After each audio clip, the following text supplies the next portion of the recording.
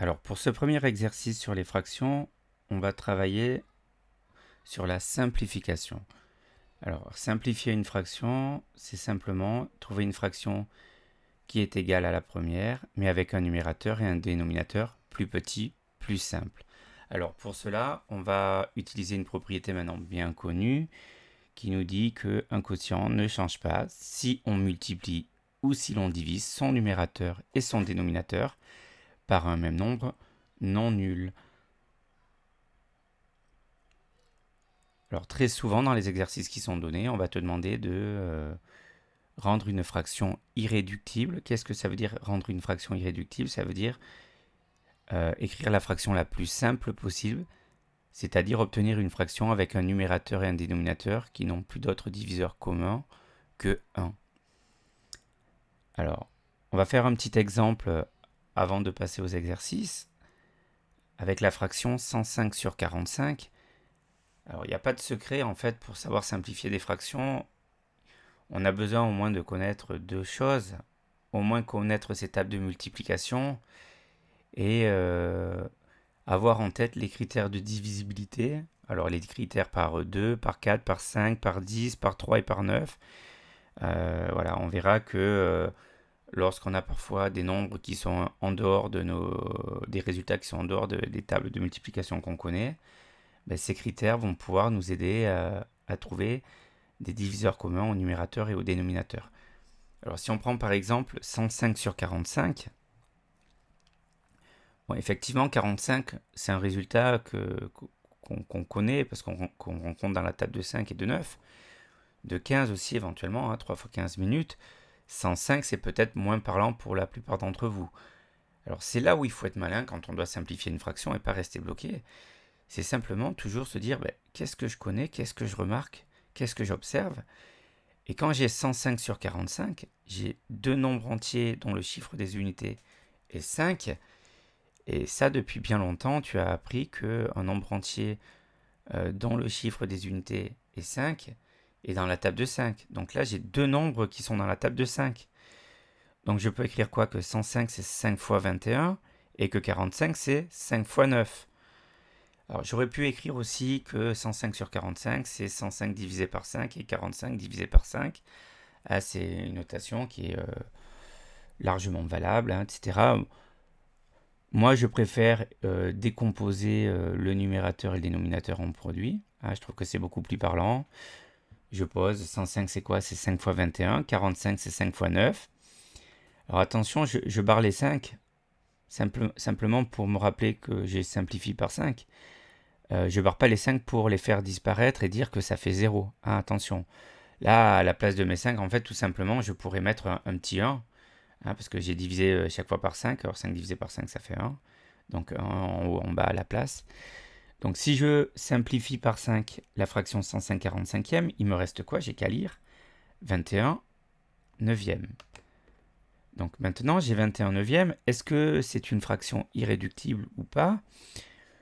Alors là, si je connais un petit peu mes tables, j'ai rapidement la réponse. Sinon, il y a une petite astuce, c'est je prends le plus petit des deux. Le plus petit des deux, c'est quoi? C'est 9. Et je cherche d'abord les diviseurs du plus petit. 9, il a quoi comme diviseur? Il a 1, il a 9 et il a 3. Est-ce qu'il y en a un qui fonctionne, qui est un diviseur de 21? Ben oui, 3. 3 fois 7, 21.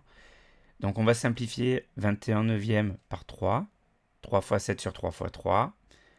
Attention, il y a un seul 3 qui disparaît en haut et en bas parce qu'on divise par 3 le numérateur et le dénominateur. Et il nous reste quoi? Il nous reste 7 tiers. Donc maintenant, ça va être à toi de jouer. Il y a une petite série de fractions à simplifier. Si tu te sens suffisamment à l'aise, je te conseille donc de faire d'abord tous les cas et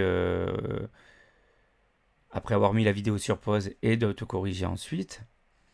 Sinon, tu peux faire cas par cas et te corriger à chaque fois. Et lorsque tu rencontres un problème, n'hésite pas à m'appeler. Un dernier conseil, il ne faut jamais rester bloqué lorsqu'on a une fraction à simplifier. Donc vous avez vu que j'ai fait deux étapes pour simplifier 105 sur 45. Ah, vous avez peut-être le souvenir où des fois on trouvait un nombre assez grand et on divisait notre numérateur et notre dénominateur par un diviseur commun assez important. Le but, c'est d'arriver à la fraction irréductible. D'accord? Donc, commencez par les choses évidentes. Dès que vous voyez un diviseur commun évident, ben vous appliquez. D'accord? Et petit à petit, l'important, c'est d'arriver jusqu'à la fraction irréductible. Donc pour la correction de l'exercice 1, alors on commence tout de suite. 24 trentièmes pour commencer. Alors, 24 trentièmes, si vous êtes assez à l'aise, vous reconnaissez la table de 6 dans 24 et 30, surtout 30, 6 x 5. Donc on peut facilement simplifier par 6. Donc je vais écrire 6 fois 4 sur 6 fois 5. D'accord, donc on simplifie par 6. Je barre mes 6 pour dire que je divise par 6. Et il me reste 4 cinquièmes. Encore une fois, on n'est pas très à l'aise avec le calcul mental et on ne maîtrise pas suffisamment ces tables. On peut quand même avancer. 24 et 30, ce sont deux nombres pairs. Donc on aurait très bien pu commencer par faire simplement 24 divisé par 2 et 30 divisé par 2. Ça, je pense que c'est à la portée de tout le monde. Donc 2 fois 12 sur 2 fois 15. Donc on se retrouve avec 12 quinzièmes.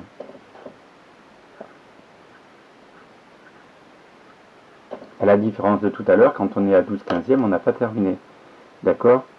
Alors, pour trouver facilement par combien diviser mon numérateur et mon dénominateur, soit on connaît encore ces tables, on reconnaît dans quelle table communes sont 12 et 15. Sinon, l'astuce, c'est toujours de partir du plus petit pour simplifier et de se dire, bon, 12, je le trouve dans la table de quoi? C'est 1 fois 12. 12, ça ne marche pas pour 15. C'est 2 fois 6. 2 et 6 ne marchent pas pour 15. Et c'est aussi 3 fois 4. 3 ça marche pour 15. Donc on resimplifie par 3. 3 fois 4 sur 3 fois 5. Et donc là, il va nous rester 4 cinquièmes. Vous voyez que dans les deux cas, on arrive bien à la même fraction simplifiée irréductible. Alors, deuxième cas, 27 72e.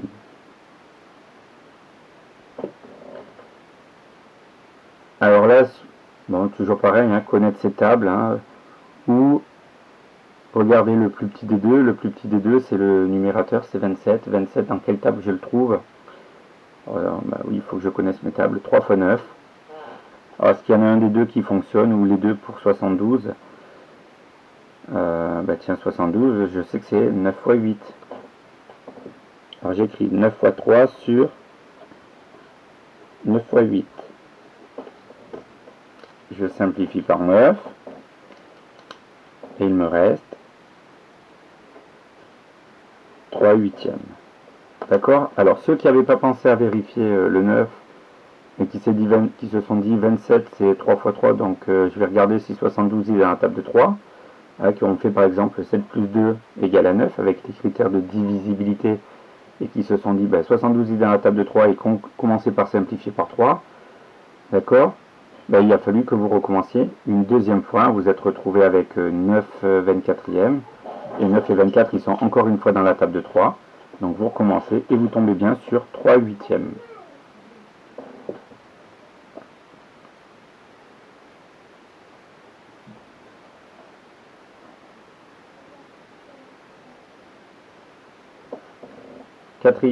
Troisième fraction, pardon. 35 55e. Alors là, encore une fois, de l'intuition, sans s'embêter.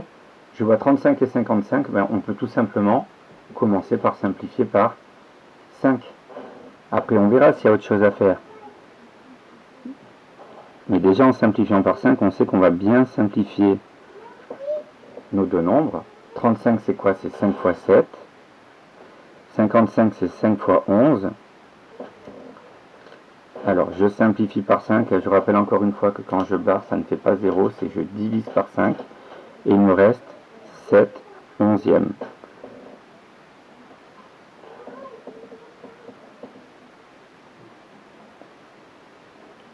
Quatrième cas, 20 160e. Alors là aussi, les critères de divisibilité, un peu d'intuition, quand je vois 20 et 160, j'ai deux nombres entiers qui se terminent, qui ont pour chiffre des unités un 0. Donc ça veut dire que ces deux nombres sont tous les deux dans la table de 10. Donc il y a une petite astuce, au lieu de s'embêter à écrire 2 x 10 sur 16 x 10 pour gagner un peu de temps, on peut simplement se contenter de barrer les zéros. Alors s'il y en a qui ont envie que ce soit un petit peu plus propre, ils peuvent réécrire à côté. 20 160e, c'est comme 2 16e. Alors, est-ce qu'à ce moment-là, on a terminé la simplification? Non. Pourquoi? Le premier réflexe à avoir, toujours, c'est quand vous avez deux nombres, regardez si ce sont deux nombres pairs. Si ce sont deux nombres pairs, ça veut dire qu'ils sont dans la table de 2. Déjà, ça pourrait être un premier point d'appui pour commencer une simplification. Là, j'ai 2 et 16 qui sont pairs. Donc, ça va être 2 fois 1 sur 2 fois 8. On simplifie par 2. Et il nous reste 1 huitième.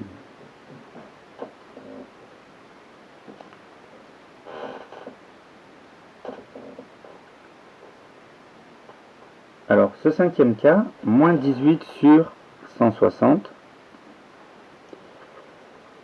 Je pense que certains ont dû bloquer un petit peu parce qu'il y avait le moins là, au numérateur. Bon, alors, quand il y a un moins au numérateur ou au dénominateur ou devant la fraction, pour faire la simplification, vous le mettez de côté dans votre tête, d'accord? On fait comme s'il y avait 18 et 160, d'accord? C'est sur les distances à 0 qu'on va travailler. Alors là, j'ai un nombre qui est très petit, qui est 18, 1 fois 18, 2 fois 9, 3 fois 6. Alors je peux essayer de trouver parmi ces nombres un diviseur commun à 160. Alors j'ai dit 18, alors pour moi, si je ne suis pas assez à l'aise en calcul mental, est-ce que 160 est dans la table de 18? Bon. Aïe aïe aïe, je suis un peu perdu. J'avais dit quoi d'autre? J'avais dit 2 fois 9. Alors je peux vérifier facilement si 160 est dans la table de 9 en faisant 1 plus 6 plus 0. Ça fait 7. Donc je suis sûr que 160 n'est pas dans la table de 9. Et s'il n'est pas dans la table de 9, ben, il ne sera pas dans la table de 18 qui est 9 fois 2. Voilà, ça c'est une petite astuce. Qu'est-ce qu'on avait d'autre? 6 et 3. Bah, c'est 1 plus 6, on a dit plus 0, ça fait 7. Donc 7 n'est pas dans la table de 3, donc 160 ne sera pas dans la table de 3. Il ne pourra pas être non plus dans la table de 6. Alors là, on n'est pas trop inspiré. Est-ce qu'il y a un diviseur commun à 18 et 160? Alors comme tout à l'heure, quand on est un petit peu bloqué au départ, la première chose à regarder, la plus simple peut-être, c'est 18 et 160. Est-ce que ce sont des nombres pairs? Oui. Donc on peut déjà essayer de regarder, est-ce qu'on peut simplifier par 2? Alors attention, moins 18 c'est quoi? C'est 2 fois moins 9. D'accord? 160 c'est 2 fois 80. Je simplifie et il me reste moins 9 sur 80. Alors pour me simplifier la vie, le moins j'aurais déjà pu le mettre dès le début devant la fraction. D'accord? Comme ça, là j'aurais écrit simplement 2 fois 9 sur 2 fois 80. Et j'avais ma simplification. Donc là il ne me reste plus que 9 ou 3 fois 3. Mais de toute façon on a dit que c'était pas simplifiable par 9 tout à l'heure. On le vérifie, hein, ni par 3. 8 plus 0 ça fait 8. Donc on a terminé.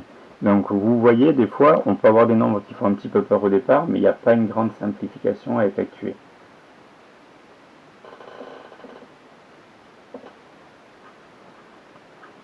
« 210 sur 54. » Alors là, on a un numérateur qui est assez grand, ça peut faire peur.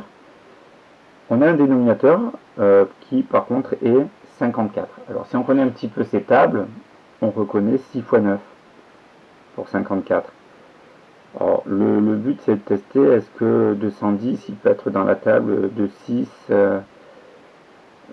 ou de 9. Alors pour être dans la table de 9, ben c'est simple, hein, je fais 2 plus 1 plus 0, ça fait 3. D'accord? Donc ça veut dire que 210 n'est pas dans la table de 9. Mais par contre, si 2 plus 1 plus 0, ça fait 3, d'accord? 3 est dans la table de 3, ça veut dire que 210 sera dans la table de 3. D'accord? Donc, en plus, je peux remarquer que 210 et 54 sont tous les deux des nombres pairs. Donc ça veut dire aussi que 210 et 54 sont divisibles par 2. Donc si mon nombre est divisible par 2 et par 3, ça veut dire qu'il est divisible par 6.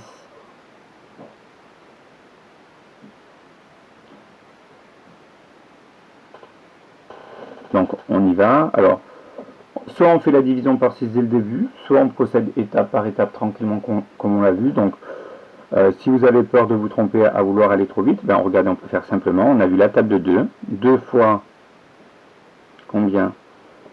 C'est 2 fois 105.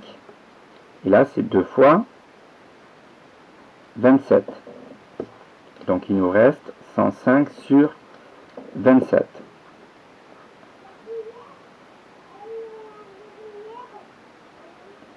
Alors juste avant, on avait dit que c'était la table de 2, mais c'était aussi la table de 3. 210 et 54. Alors on peut le vérifier, 105, 1 plus 0 plus 5, ça fait 6. 2 plus 7, ça fait 9. D'accord? Donc j'ai deux résultats qui sont dans la table de 3. Donc ça veut bien dire que les deux nombres, le numérateur et le dénominateur, 105 et 27, sont dans la table de 3. Donc on va faire 3 fois... Alors 3 fois combien? 3 fois 35.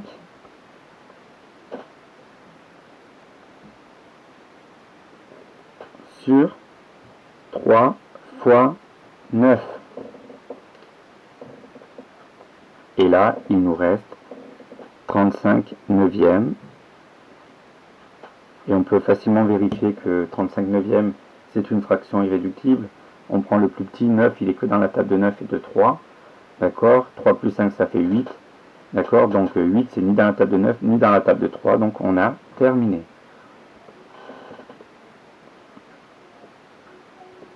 « 77 44e. Alors là, c'est un petit peu des feelings. J'ai deux nombres à deux chiffres au numérateur et au dénominateur, dont le chiffre des dizaines et le chiffre des unités sont identiques. Donc là, de suite, avec un petit peu l'expérience, on devrait penser à la table de 11. D'accord? On peut dire que 77, c'est 11 fois 7, et 44, c'est 11 fois 4. On simplifie par 11, et il nous reste 7 quarts.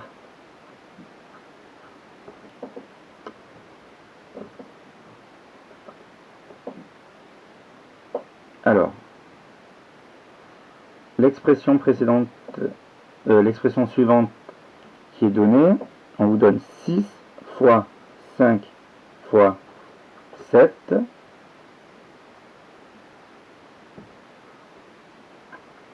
sur 5 fois 6 fois 8 fois 7 fois 5. Alors là, on commence déjà à travailler les simplifications dans le cas des multiplications. Alors on regarde ce qu'on a au numérateur et au dénominateur en commun. On a déjà des décompositions, 6 et 6. Un 5 en haut, un 5 en bas, donc on peut diviser par 5 en haut et en bas. Un 7 en haut, un 7 en bas. On peut diviser par 7 le numérateur et le dénominateur. Alors attention, plusieurs fois je vous ai répété, quand on barre, ça ne veut pas dire qu'on remplace par 0. D'accord? C'est comme si on divisait le nombre par lui-même. Donc là, j'aurais pu mettre à chaque fois 1. D'accord? À la place. Donc au numérateur, il nous reste bien 1 fois 1 fois 1, il nous reste 1. Qu'est-ce qu'il nous reste au dénominateur? 8 fois 5, 40. Et on a terminé.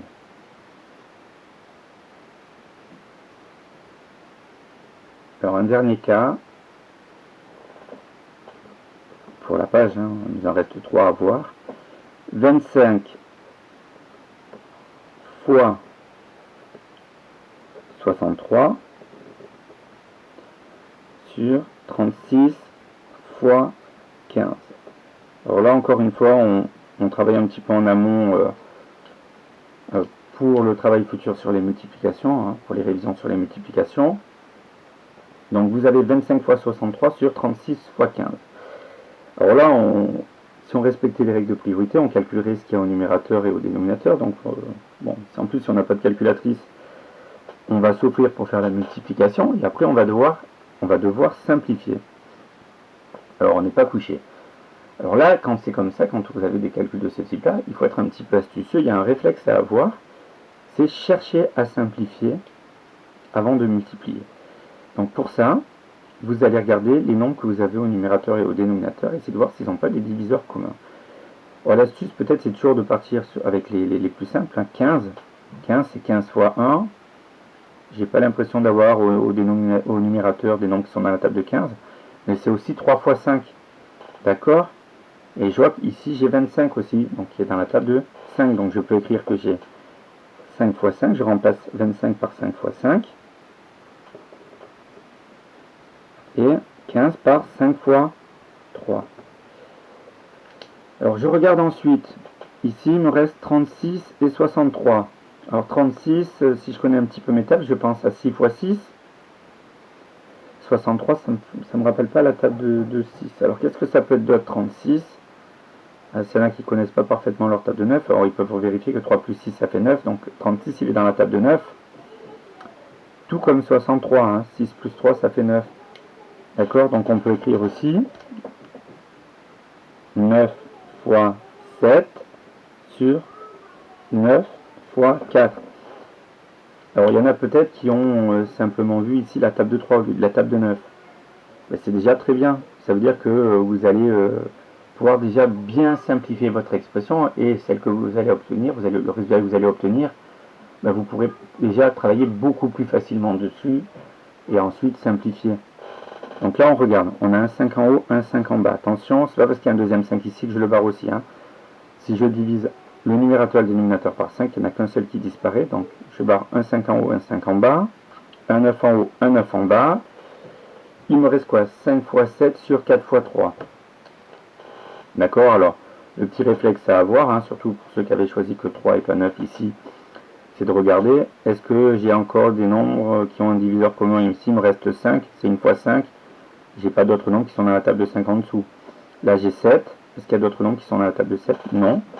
Alors là, je détaille vraiment, mais sinon, vous pouvez faire vraiment le calcul directement, hein, si vous êtes à l'aise. 5 fois 7 sur 4 fois 3. Et ça fait 35 douzième. Et on a terminé. Donc voilà pour cette première série. Alors il nous reste 2 cas à voir, un peu dans le même genre. Donc ça c'est vraiment des situations qu'il faut s'entraîner à travailler. Là c'est de l'entraînement, c'est tout. Alors on passe à 13 fois 16 sur 24 fois 39. Alors là, comme tout à l'heure, au lieu de s'embêter à faire 13 fois 16 et 24 fois 39, et après à essayer de simplifier le résultat, on va être un petit peu malin, on va regarder les nombres qu'on a au numérateur et au dénominateur, et voir directement si on ne peut pas les décomposer et faire apparaître des facteurs communs. Alors le but, hein, enfin l'astuce, c'est toujours de regarder les nombres les plus petits, les plus simples. 13, ben 13 c'est 13 fois 1. Donc c'est la table de 13. Est-ce qu'il y a un nombre au dénominateur qui est dans la table de 13? Alors si je me récite un petit peu la table de 13, les premiers résultats c'est 13, 13 fois 13, 13 fois 2, 26, 13 fois 3, 39. Tiens, ça marche. C'est pas mal, hein, si déjà j'ai pu simplifier par 13. Alors là je peux écrire 13 fois 1, vous voyez, si j'ai peur je le fais apparaître. Et donc là je vais écrire 13 fois 3. Alors, je regarde, tiens, il me reste 16 et 24, est-ce que ça sert à quelque chose que je m'amuse à les décomposer? Le plus petit des deux c'est 16, alors je me pose la question, 16 fois 1, bon, j'ai pas de table de 16 en dessous, 24 c'est pas dans la table de 16, 16 c'est aussi 8 fois 2, 2 fois 8, alors 2 ça marche pour 24, est-ce que 8 marche? Ben oui, 8 il marche, c'est 8 fois 3, 24 c'est 8 fois 3, donc on a 8 fois 2 et 8 fois 3. Donc on simplifie, il nous reste quoi? 1 fois 2 sur 3 fois 3. Alors encore une fois, moi je réécris cette étape pour vous montrer un peu proprement comment j'utilise les résultats qui restent. Vous pouvez faire directement 1 fois 2 sur 3 fois 3. Donc ça nous fait 2 neuvièmes. Voilà. Alors il nous reste un dernier cas à voir qui vous a posé peut-être un peu plus de soucis.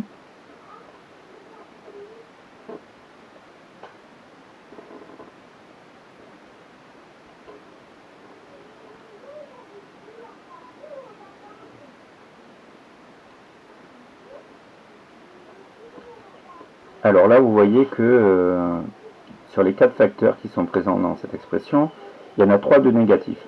Alors moi, l'astuce que je vous donne, c'est d'abord de se dire, bon, ben, moins par moins, ça va faire plus, divisé par plus par moins, ça fait moins, donc il y a 3 facteurs négatifs sur 4.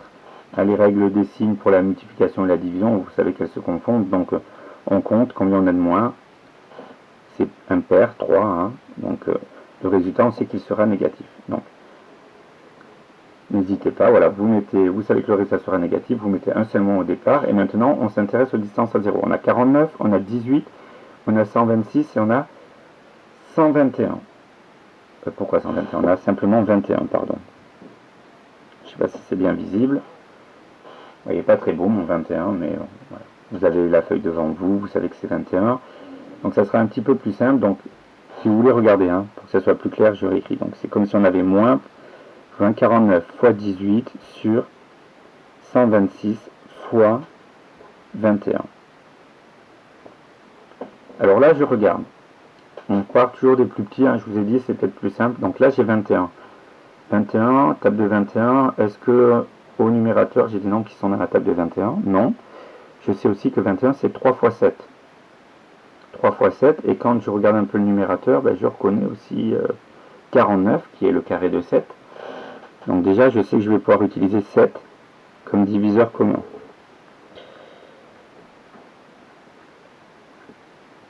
Alors maintenant, on a 18 et 126. Alors 18, ben, c'est la table de 18. Est-ce que 126 est dans la table de 18? Là, je sais que si vous n'avez pas de calculatrice, il y en a beaucoup qui ne vont pas penser forcément à le vérifier. D'accord? Donc, et pourtant c'est le cas, donc ça serait très simple de diviser par 18. Alors je vais me mettre dans le cas où on n'a pas, vous n'avez pas remarqué que c'était la table de 18. Comment je peux procéder, parce que je ne suis pas trop inspiré, alors j'ai 18 et 126, comment je pourrais faire? Par exemple, je vois deux nombres pairs, hein, je vous ai toujours dit, vous avez deux nombres pairs, commencez par ce qui est le plus évident pour vous. D'accord? 2 fois 9 sur 2 fois 63. D'accord? Ceux qui ont vu la table de 3 ou la table de 9 aussi, c'est très bien. D'accord? Mais là, je me mets vraiment dans la situation où on n'est pas très à l'aise, et pour vous montrer qu'on peut quand même arriver au résultat. Donc, je garde toujours mon moins, je fais bien attention. Alors, regardez, il me reste quoi? 7 fois 9 sur 63 fois 3. D'accord?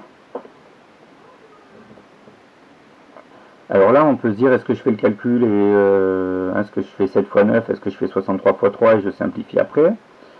Alors on va essayer d'être un petit peu astucieux. On regarde encore ce qu'on a. On a 9 et on a 3. Donc on voit de suite de la table de 3. 3 fois 3 et 3 fois 1.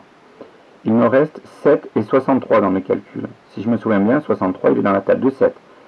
Donc vous voyez qu'on va pouvoir faire encore un beau boulot au niveau de la simplification.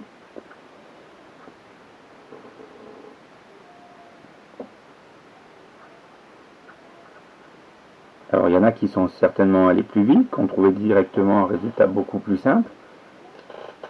Mais vous voyez qu'il n'y a pas... pardon, pourquoi je parle de 7 oui, là, 7 et 7. Il nous reste un 3 en haut, un 3 en bas. Alors, on est à moins 3 neuvièmes. Est-ce qu'on a terminé? Toujours pas. Parce que 3 et 9 sont encore dans la table de 3. Alors on recommence. Moins 3 fois 1 sur 3 fois 3. Et là, enfin, on arrive au bout de notre périple. Il nous reste moins 1 tiers. Et là, on a terminé. Ouf. Alors, c'est pour vous montrer une chose. Hein. Bien sûr que j'aurais pu trouver mieux ici. J'aurais pu voir que c'était 9 x 2. Et dans la table de 9, 9 x 14. D'accord? Ou j'aurais pu voir que c'était 18 x 1. Et là, c'était 18 x 7. Effectivement, ceux qui ont eu ce réflexe, s'ils l'ont fait avec la tête, hein, mentalement, c'est très bien. Avec la calculatrice, c'est évident que c'est beaucoup plus simple peut-être de le vérifier. D'accord? Mais vous voyez que dans tous les cas, même si on part pas toujours sur la plus grande simplification, hein, si chaque fois on est attentif aux nouveaux résultats qu'on a obtenus, on peut arriver au bout de la même manière, hein, et tout simplement en utilisant des choses simples.